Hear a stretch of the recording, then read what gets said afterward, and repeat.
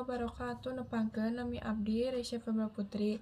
Di dieu abdi bade macakeun sajak Sunda anu judulna Alam Keendahan karya Astri Martiani Irawan.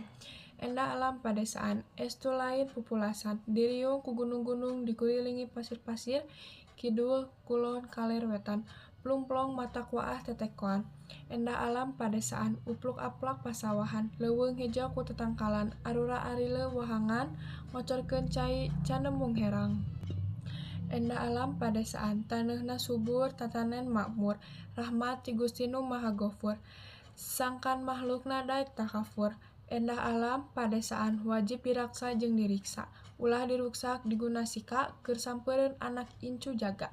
Sakitu teh abi. Wassalamualaikum warahmatullahi wabarakatuh.